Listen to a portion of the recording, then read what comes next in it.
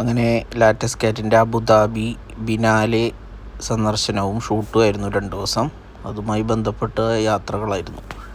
Senior ഫോട്ടോഗ്രാഫറായ രഞ്ജിത്തേട്ടൻ ഒരുമിച്ചുള്ള ദിവസങ്ങൾ വളരെ സൗഹാർദ്ദപരമായിരുന്നു. അതിനിടയിലാണ് മുഹമ്മദിനെ പരിചയപ്പെട്ടത്.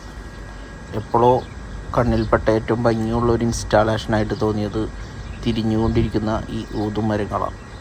വളരെ പ്രത്യേകത നിറഞ്ഞ ഈ ഊതുമരങ്ങൾ ഒരു കൗതുകം ഉണർത്തുന്ന കാഴ്ചയാണ്. അബുദാബിയുടെ മാറ്റങ്ങൾ ശരിക്കും അക്ഷരാർത്ഥത്തിൽ എന്നെ ഞെട്ടിച്ചു എന്ന് തന്നെ വേണമെങ്കിൽ പറയാം. ദുബായിയുടെ ഒപ്പം തന്നെ മത്സരിക്കാൻ കഴിയുന്ന രീതിയിൽ അബുദാബി മാറിക്കൊണ്ടിരിക്കുന്നു. ഇൻസ്റ്റാളേഷനിൽ ഏറ്റവും കൗതുകമായത് ഈ ഫൈബർ കൊണ്ടുള്ള ഈ നിർമ്മിതിയാണ്. അത് തീരത്തോട് ചേർന്ന് സ്ഥാപിച്ചിരിക്കുന്നു. ടൂറിസ്റ്റുകൾ ഒരുപാട് പേര് വരുന്നു.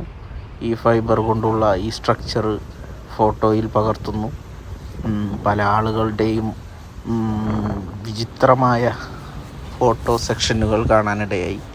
അതിനിടയിൽ ഞാനും രഞ്ജിത്തേട്ടനും കൂടി അതിൻ്റെ അകമൊന്ന് സന്ദർശിച്ചു.